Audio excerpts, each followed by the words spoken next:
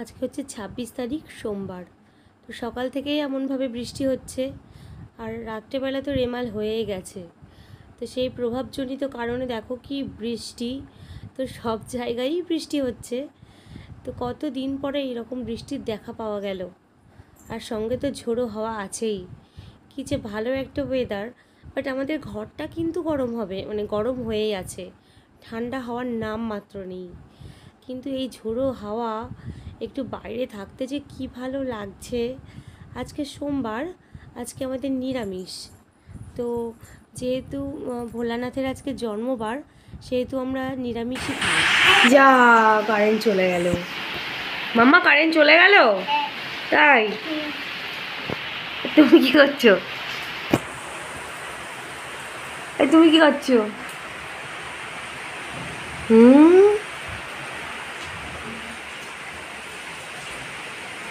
মাম্মায়েশ। তো এই যে আজকে যেহেতু সোমবার, আমরা নিরামিষ খাই। আজকে রান্না করেছি খিচুড়ি। তো আজকের দিনের সাথে আমাদের নিরামিষ খাওয়ার দিনটা বেশ বেশ ভালোই জমে গেছে। তো বৃষ্টির দিন, সঙ্গে খিচুড়ি। তো রান্না করেছি খিচুড়ি। এই যে থালা বাসনগুলো এখনও পড়ে আছে, এখনও মাজা হয়নি।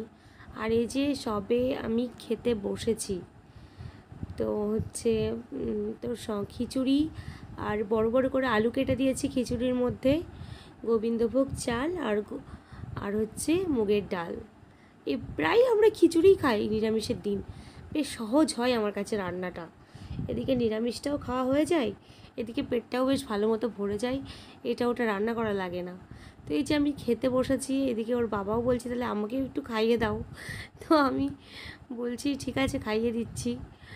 তো আমাকেও খাইয়ে দিতে হবে, যখন আমারও খেতে ইচ্ছা করবে তখন বলবে না কিন্তু যে দিতে পারবো না। তো যাই হোক, ওরকম খেতে বসেছি, সামনে বৃষ্টি হচ্ছে আর এইরকম ওয়েদার, সঙ্গে খিচুড়ি। তো আজকের দিনটা বেশ ভালোই জমে গেছে।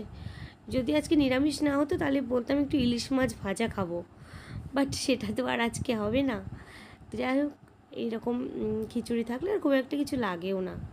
আর এই যে আমার আমার দুষ্টুটা হচ্ছে সোফায় বসে বসে হাসছে।